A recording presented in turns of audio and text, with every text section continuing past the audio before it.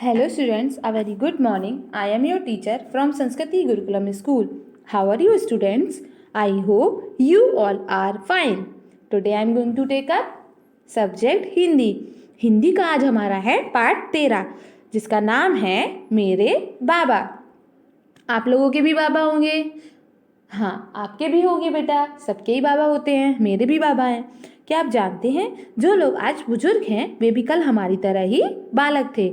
हमारी खुशहाली के पीछे इन्हीं बुजुर्गों का त्याग और तप है, तभी तो इस अवस्था में भी वे हमारी उन्नति और भलाई की कामना करते हैं। प्रस्तुत संस्मरण में लेखक ने हमें बताया है कि अपने बुजुर्गों का सदैव सम्मान करना चाहिए, उनकी आज्ञा का पालन करना चाहिए और उनके द्वारा बताए गए मार्ग का अनुसरण करना चाहिए।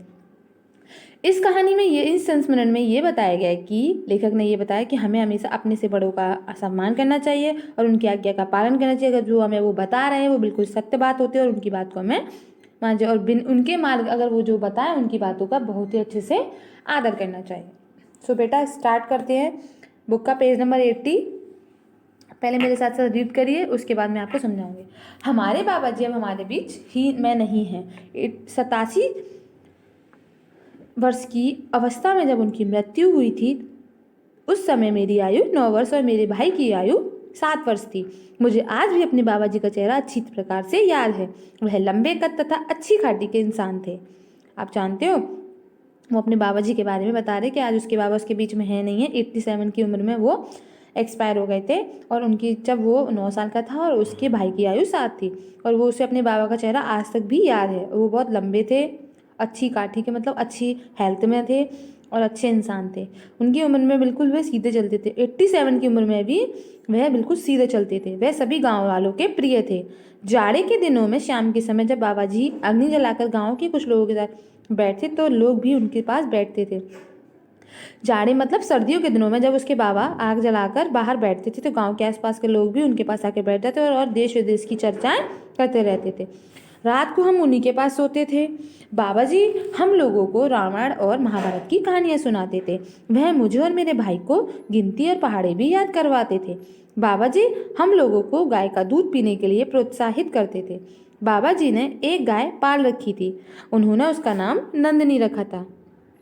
वह नंदिनी की बहुत सेवा करते थे। वह खेतों में जाकर उसके लिए हरी घास लाते थे। बाबा जी यहाँ आम का एक बाग था। बाबा जी के यहाँ पर एक आम का बाग था जिसमें आम की किस्मों के पेड़ थे। जब आम के पेड़ों पर फल उगते तब उनकी रखवाली के लिए अक्सर दिन भर बाग में ही रहते थे। शाम को घर आते समय हम लोगों के लिए मीठे मीठे आम लाते थे।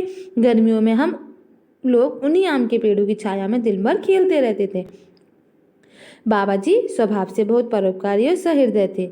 एक दिन की बात है, गांव में बहुत जोर से सुनाई पड़ा, लोग चोर चोर चिल्ला रहे थे। बाबा जी तुरंत बाहर निकले, देखने लगे। उन्हें पता लगा कि एक अजनबी पड़ोसी छाता चुरा कर ले जा रहा था और गांव वालों ने उसे पकड़कर पीटना शुरू कर दिया। बाबा जी तुरंत वहां गए।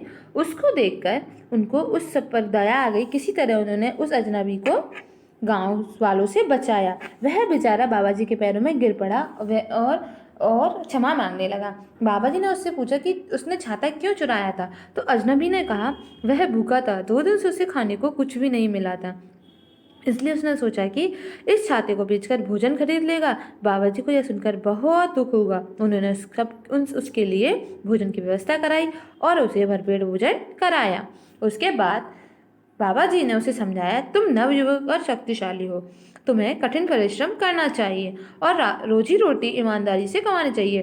तुम्हें चोरी नहीं करना चाहिए। इसमें उन्हें चोरी न करने का वचन दिया और चला गया। बाबा ने उसको चोरी न करने का वचन मांगा और वह वहां से चला गया। बाबा जी गांव के पास एक छोटा सा बाजार था। बाबा जी के गांव के पास एक छोटा सा बाजार था। कुछ दिन बाद हम लोग बाजार जाने के लिए रिक्शे की तलाश में चौक पर खड़े थे। तभी एक रिक्शा वाला आया और बोला, बाबूजी कहाँ चलना है। वह रिक्शा वाला वही व्यक्ति था जिसे बाबा जी ने छाता चोरी करने की वजह से मार खाने से बचाया था। उसे मेहनत और ईमानदारी से रोजी रोटी कमाने की सीख दी थी। आज वह ईमानदारी से कमाई से बहुत खुश था। इस प्रकार आज हमारे बाबा जी हमारे बीच नहीं हैं, फिर भी हम लोग उनके बताए मार्ग पर चलकर उनका अपना जीवन खुशहाली से व्यतीत करते हैं। कितना अच्छा चैप्टर है, उन्होंने कितनी अच्छी सीख दी थी। अगर आज हम भी अपने से बड़ों की बात माने तो हम बहुत आगे बढ़ सकते हैं और हम एक दिन कुछ बन सकते हैं, क्योंकि हमारे जो बड़े बुजुर्ग होते हैं वो हमें कभी भी गलत शिक्षा नहीं देते हैं, वो हमें सही मार्ग पर चलना सिखाते हैं। ओके स्टूडेंट, तो अब से आपको क्या करना है, अब से आपको अपने दादा दादी की, मम्मी पापा की और घर में सभी बड़ों की बात मानना चाहिए। और आप अगर मानोगे तो आप सही मार्ग पर चलोगे, और नहीं मानोगे तो आप किसी के सामने अच्छे नहीं बन पाओगे। ओके स्टूडेंट, आपको चैप्टर समझ में आया? इसके जो क्वेश्चन आंसर्स है शॉर्ट वाले, एक शब्द में उत्तर टाइप के, वो मैं आपको PDF के माध्यम से भेज दूंगी, और साथ में शब्दार्थ कठिन शब्द भी भेज दूंगी। ओके, और आप PDF के माध्यम से अपनी हिंदी की फेयर नोटबुक में लिखेंगे और सबसे पहले चैप्टर को रीड करेंगे और अच्छे से समझेंगे। जब तक आपको चैप्टर समझ में नहीं आएगा तब तक आप कुछ भी नहीं कर सकते। ओके स्टूडेंट, सो आपको अच्छे से पढ़ाई करनी है। Okay students, thank you so much. Stay home, stay safe, घर पर रहें, सुरक्षित रहें।